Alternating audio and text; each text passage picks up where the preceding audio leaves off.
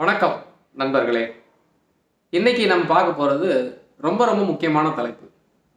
அதாவது, உங்களுக்கு யார் மேலே அதிகமாக கோபம் வருது அப்படின்னு கேட்டோம்னா, 100க்கு 99% என்னுடைய எதிரி மேலே தான் கோபம் வருது, எனக்கு பிடிக்காதவங்க மேலே தான் கோபம் வருதுன்னு சொல்லுவாங்க. அது உண்மையிலே ரொம்ப தப்பு. ரொம்ப ஆச்சரியமான ஒரு முடிவு என்னன்னு கேட்டிங்கன்னா, நமக்கு யாரை ரொம்ப ரொம்ப பிடிக்குதோ அவங்க மேலே தான் அதிகமாக கோபம் வரும்னு நிறைய கண்டுபிடிப்புகளை கண்டுபிடிச்சிருக்காங்க. ஆச்சரியமாக இருக்குதா? ஆக்சுவலாக பார்த்தீங்கன்னா, ஒரு மனுஷனுக்கு ஏன் கோபம் வருது அப்படின்னா, நினச்சது நிறைவேறலை, எதிர்பார்த்தது நடக்கலை, கேட்டது கிடைக்கல, நம்ம சொல்கிறத அவங்க கேட்கல. அதாவது, நாம் என்ன நினைக்கிறோமோ அந்த விஷயம் நமக்கு எதிர்மாறாக நாம் நினச்ச மாதிரி இல்லாமல் நடக்கும்போது எல்லா மனுஷனுக்குமே கோபம் வரும். இப்போது ஒரு பிள்ளைங்க இருக்காங்க, பேரண்ட்ஸ்ட்டு பார்த்தீங்கன்னா, ஒரு வெளியே போகிறதுக்கு ஒரு பர்மிஷன் கேட்குறாங்க. அவங்க கொடுக்கணும் இல்லை கொடுப்பாங்கன்னு நினச்சி தான் கேட்பாங்க. அந்த பேரண்ட்ஸ் மறுக்கும்போது அந்த பேரண்ட்ஸ் மேலே கோவம் வரும். இப்போ பசங்க பார்த்தீங்கன்னா பைக் வாங்கி கொடுக்க சொல்லி அடம் பிடிப்பாங்க. ஏன்னா அப்பானா கண்டிப்பாக வாங்கி கொடுக்கணும், ஏற்று வீட்டு பையனோட அப்பா வாங்கி கொடுத்துருக்காரு, பக்கத்து வீட்டு பையனோட அப்பா வாங்கி கொடுத்துருக்காரு, அப்போ நம்ம அப்பா வாங்கி கொடுப்பாருன்னு நினச்சி நம்ம கேட்கும்போது அந்த உரிமை, புரியுதுங்களா? அப்போ கொடுக்கலங்கும் போது அவங்களுக்கு என்ன ஆகுது? ஏமாற்றம். அப்போ கோபம் வருது. உங்கள் க்ளோஸ் ஃப்ரெண்டாக இருப்பாங்க, நீங்கள் கண்டிப்பாக கேட்டால் அவங்க கொடுப்பாங்க. நான் என்ன சொல்கிறது, விலைக்கே கூட கிடையாது, ஒரு கை மாத்தா கேட்குறீங்க, ஒரு எமர்ஜென்சி, கண்டிப்பாக எனக்கு கொடுப்பான், பல நேரங்களில் நம்ம கொடுத்துருக்கோம் அப்படின்னு நினச்சி கேட்கும்போது அவங்க எப்போ இல்லைன்னு சொல்கிறாங்களோ அப்போ அவங்க மேலே கோபம் வரும். நமக்கு எங்கே இருந்து இந்த கோபம் வருதுன்னு பார்த்தீங்கன்னா, யார் மேலே அதிக உரிமை எடுத்துக்கொள்கிறோம்.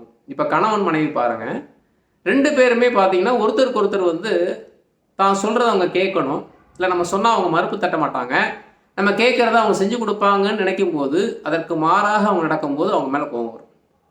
அதே மாதிரி காதலன் காதலி பாருங்கள், 2 பேருமே என்னென்னா எந்த எல்லைக்கும் போக தயாராக இருப்பாங்க. அதாவது என்னென்னா கிவ் அண்ட் டேக் பாலிசி தான். நம்ம கேட்டால் கிடைக்கும், கொடுத்தா மறுப்பு சொல்ல மாட்டாங்க. அப்போ அந்த இடத்துல அவங்க யாராவது ஒருவர் மாற்று கருத்து தெரிவிக்கிற போது அவங்க மேலே கோபம் வருது. அதான் பழைய சங்க காலத்தில் கூட சொல்லியிருக்காங்க, ஊடல் அதுக்கப்புறம் கூடல். அப்போது எங்கே எல்லாம் நாம் உரிமை எடுத்துக்கொள்கிறோமோ, நம்ம யாரும் ரோட்டில் போகிற ஒரு ஆள்கிட்ட உரிமை எடுத்துக்கொள்ள மாட்டோம், பார்த்தீங்களா? ஸோ அண்ணன் தம்பி கூடயா இருக்கட்டும், இல்லை அக்கா தங்கச்சி கூடயா இருக்கட்டும், இல்லை ரொம்ப க்ளோஸ் ஃப்ரெண்டாக இருக்கட்டும், இல்லை நெருங்கிய உறவுகளாக இருக்கட்டும், யார் கூட அதிகமாக நம்ம டைம் ஸ்பெண்ட் பண்ணுறோமோ. இன்னொரு விஷயம் நினச்சி பாருங்கள், நீங்கள் எப்போயெல்லாம் தனிமையில் இருக்கிற போது யாரை பற்றி அதிகமாக நினச்சிட்டே இருக்கிறீங்களோ அவங்க மேலே தான் நிச்சயமாக முதல்ல அதிகமாக அவங்க மேலே கோவம் வரும். ஏன்னா அவங்க என்ன செஞ்சுட்டு இருப்பாங்க, அவங்க என்ன பண்ணிகிட்டு இருப்பாங்க, கடந்த காலத்தில் அவங்க நம்ம என்னெல்லாம் செஞ்சாங்க. அப்போ பசுமையான நினைவுகள் யார் கொடுக்குறாங்களோ, யார் உருவாக்குறாங்களோ, அப்போ அவங்கள மேலே தான் நினைப்பு வரும். ஸோ அந்த நினைப்புக்கு மாற நடக்கும்போது இயல்பாகவே கோபம் வரும். அப்படி பார்க்கும்போது இனிமேல் உங்களுக்கு யார் மேலேயாவது கோபம் வருது அப்படின்னு நினச்சிங்கன்னா நிச்சயமாக அவங்க ரொம்ப க்ளோஸ் ஃப்ரெண்டாக இருப்பாங்க, இல்லை க்ளோஸ் ரிலேட்டிவாக இருப்பாங்க. இன்னும் சொல்லப்போனால் நீங்கள் அளவு கடந்து நேசிக்கக்கூடிய ஒரு நபராக தான் இருப்பாங்க. இப்போ யாராவது உங்கள் மேலே கோவப்படுறாங்கன்னு நினச்சாங்கன்னா அவங்க நமக்கு நெருக்கமானவங்க முதல்ல கண்டுபிடிச்சிக்கோங்க. நீங்கள் யார் மேலேயாவது கோவப்பட்டீங்கனாலும் அவங்க உங்களோட எல்லைக்கு ரொம்ப அருகாமையில் உங்களுடைய க்ளோஸ் கான்டாக்டில் இருக்கிறாங்கன்றது உங்களுக்கு புரியும். ஸோ அப்போ இந்த நேரங்கள் என்ன செய்கிறது? ஏன்னா எல்லா நேரமும் எல்லா விஷயங்களும் நமக்கு சாதகமாக நடக்காதுன்னு நம்பணும், அதெல்லாம் புரிஞ்சுக்கணும்.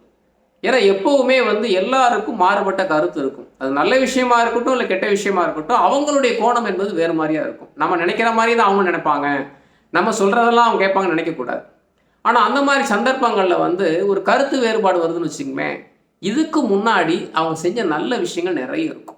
அந்த விஷயத்தை நீங்கள் நினச்சி பார்த்தீங்கன்னா அவங்க மேலே இருக்க கோபம் உடனே அகன்று விடும். சரி, இன்னொரு நேரத்தில் நம்ம சொல்லிக்கலாம். ஏன்னா எப்போவுமே கோபமாக இருக்கும்போது நாம் வார்த்தைகளை விடக்கூடாது.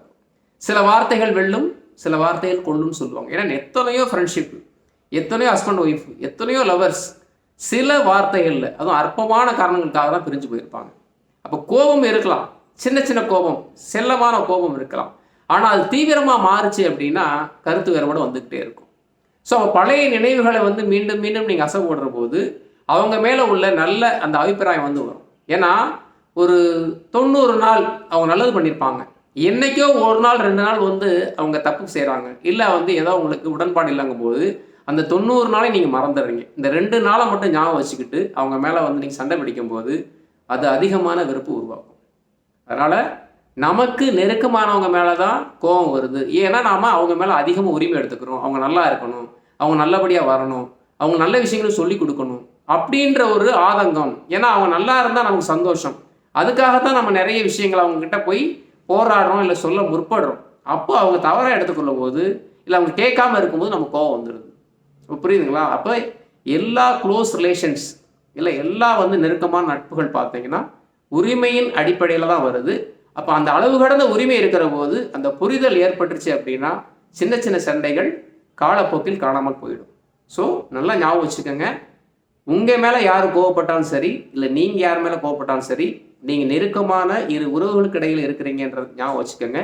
அந்த உறவுகளை தொடர்ந்து பேணுறதுக்கு முயற்சி பண்ணுங்கள். ஏன்னா இந்த காலத்தில் நல்ல உண்மையான உறவுகள் கிடைக்கிறது கஷ்டம்.